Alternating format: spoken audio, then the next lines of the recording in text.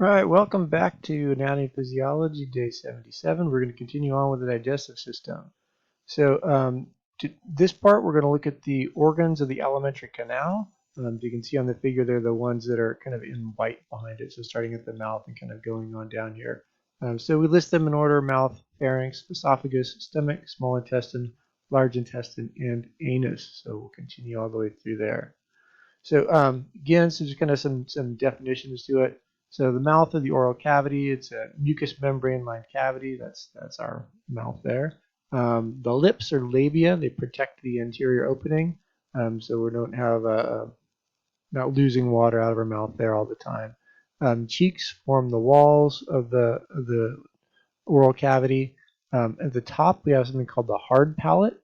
That's in the front part, just kind of back inside from your teeth there. And the soft palate is the posterior part of the roof of the mouth, so that's further back towards the back part of your mouth. And then we have the uvula, that little fleshy projection in the soft palate. We'll see a picture in just a little bit here. And then the space between the lips, um, externally, and teeth and gums internally, is known as the vestibule. So kind of that opening that's in your mouth is the vestibule. Um, and this is the oral cavity proper. It's area contained by the teeth. Um, so the vestibule is between kind of your teeth and your lips. And the oral cavity proper is everything kind of within your teeth.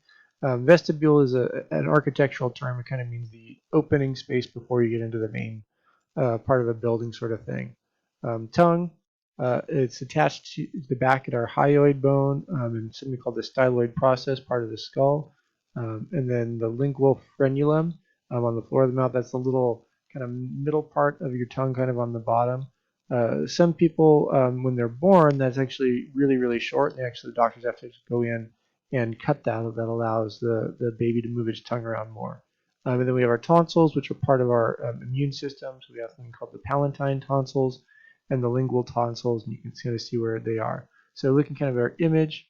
So here's our labia, our lips. The vestibule is this kind of space in between there. The oral cavity proper.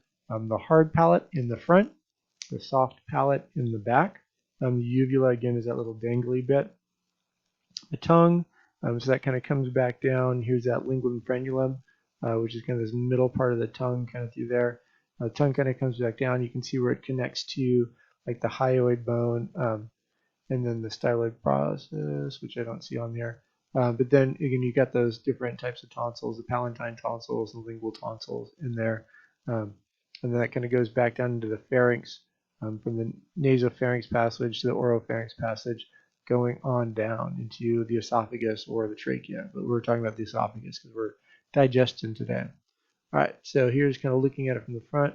So when you look inside, you've got your upper lip or labia. The gingiva is kind of the gums. Then you've got your teeth there. Gingiva, if you heard of somebody having gingivitis, that's inflammation of the gingiva or the gums there. The uvula, you can see the palatine tonsils off to the side there. The tongue, hard palate in the front, soft palate in the back there. All right, so when we actually go use our mouth, we're using it for chewing of food. In science, that's known as mastication. So the tongue mixes masticated food with saliva, which kind of gets these chemicals that are in the saliva, particularly a chemical called an enzyme called amylase, which helps to break down carbohydrates. The tongue initiates swallowing, and the taste buds on the tongue allow for us to taste stuff. So we're going to skip that. All right, so the pharynx serves as a passageway for foods, fluids, and air. Um, it passes from the mouth posterior into first region is called the oropharynx, and then the laryngopharynx. So this is immediately back from the mouth, and the laryngopharynx is below the oropharynx and continuous with the esophagus on down there. And then food is propelled to the esophagus by two skeletal muscular layers in the pharynx. One we call the longitudinal, and the other one we call the circular inner layer.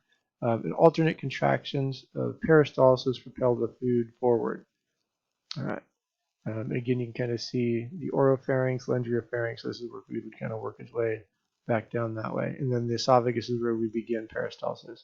So the esophagus is about 10 inches long. It extends from the back of your pharynx, laryngopharynx, down to the start of your stomach. passing through that diaphragm, which again is that kind of layer of muscles at the bottom of your rib cage. And it conducts food by peristalsis, the slow rhythmic squeezing of the stomach, and passageway for food only. Respiratory system branches off after the pharynx into the trachea. All right, so functions, so moving from the esophagus into the stomach, the major stomach functions are temporary storage tank for food, site of food breakdown, so more digestion occurs. Particularly, we have chemical breakdown of proteins beginning, and then the stuff that comes out of the stomach and goes into the small intestine is known as CHYME, or pronounced chyme, and that's the processed food that kind of goes down inside of it. The stomach's fairly flexible. On average, it can stretch and hold about 4 liters, or about 1 gallon of food when full. And then we have these folds, a series of folds inside the stomach called rugae that allow the stomach to stretch out when the stomach is full, and then you can see these when the stomach is empty and it's kind of squeezed back down. So I'm going to show you some pictures here, just a little bit. So other regions of the stomach is we have the cardinal region. This is near the heart and surrounds the cardioesophageal sphincter, sometimes known as the lower esophageal sphincter. But this is if you hear of people having heartburn, really what it is it's that sphincter, which is at the bottom of the esophagus, is not closing off, and so you get stomach acid coming up and burning the bottom part of the esophagus there. The fundus is an expanded portion just to the side of the cardiac region. The body is a mid portion, it's the biggest part of it. There's a greater and lesser curvature, and then the pylorus is the funnel shape kind of at the bottom end. And here's our pictures. So here's our esophagus coming in. This is the cardia with the cardioesophageal sphincter, or the lower esophageal sphincter. The fundus is this big kind of bulge area up here. You can see kind of these layers of different muscle tissue going in different directions, so it can contract in kind of all sorts of different squishy ways. The lesser curvature and the greater curvature kind of on the inside and the outside. And then the pylorus is kind of where it narrows down to the bottom here, and this is all the body of the stomach. And if you look inside here, you can see all these little folds there. Those are the rugae of the mucosa there. And in people who have what they call a stomach banding or stomach stapling procedure done, the idea is that part of what makes us feel full after we've eaten is the stretching of the stomach walls. And so they'll actually band off or staple off a portion of the fundus so that a smaller amount of food causes the stomach to stretch and people to feel full sooner there. Okay, so here's another image. Here we're coming into the stomach through the esophagus. This is the fundus. You can see kind of all the rugae, all the folds throughout the entire stomach there. And then moving into the pyloric sphincter at the bottom end of the stomach. All right, so adjacent to the stomach are these things called omentum. They're folds of the peritoneum, which is kind of this layer of connective tissue in the abdominal organ. They kind of hold our abdominal organs in place. So we have a lesser omentum and a greater omentum. So the lesser omentum goes from the liver to the lesser curvature of the stomach.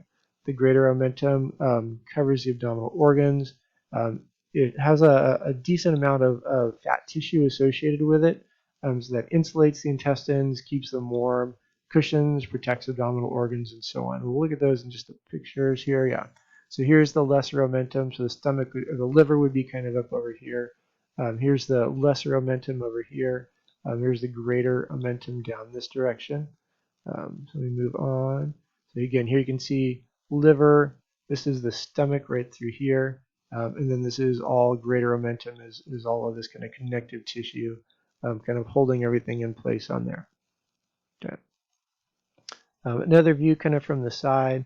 So this is our stomach right here, liver right there. So you can see that lesser omentum coming in and connecting the liver to the stomach. So that kind of keeps the stomach where it's supposed to be. And then the greater omentum kind of comes in and drapes down. So again, this has a lot of cushioning and insulation and fat in there to kind of keep these intestinal organs protected as much as we can right away there. All right. So if we look at kind of the structure of the stomach, it's simple columnar epithelium. So here's kind of an image of these simple columnar epithelial cells there. The mucus cells produce something called the bicarbonate-rich alkaline mucus. and to counter the effects of the stomach acid. It's dotted by gastric pits, which I'll look at in just a little bit here, which produce the gastric juice, which is the stomach acid that we're familiar with. And let me kind of go on to the next part. So this is again just kind of a view, talk about kind of the mucosa area there. So some key things that we associate with the stomach mucosa, which again is kind of this innermost layer there, are we have these things called chief cells. They produce protein digesting enzymes like pepsinogen, parietal cells, which produce the hydrochloric acid, and then mucous neck cells, which produce acidic mucus, which is different than the mucus produced by the mucus cells, the mucosa. And then finally, there's enteroendocrine cells, which produce hormones such as gastrin, which is associated with appetite and so on. So visually, so here's our stomach. So we have all these little gastric pits all the way throughout of our stomach there. The gastric pit is the upper part of it, so you can see these little holes. And then down below we have the gastric glands. And then inside the gastric glands we have these mucous neck cells. They produce the thin acidic mucus. Then we have the parietal cells, which produce the hydrochloric acid. We'll look at that in a little bit here. Gastric glands, and then chief cells, which produce those things, which are the kind of these purple ones down here, like pepsinogen to help break down proteins. So this is kind of another view just focusing on this last part down here. So green are the enteroendocrine cells. Purple here are the protein producing cells of pepsinogen, and then parietal cells produce the hydrochloric acid that activates enzymes and so on. And so you can see pepsinogen, which came from here, plus hydrochloric acid, goes to something called pepsin, and then cycles back. All right, and we'll stop there. That'll be the end of part 2. So go ahead and stretch, and then we'll come back for part 3 in just a little bit.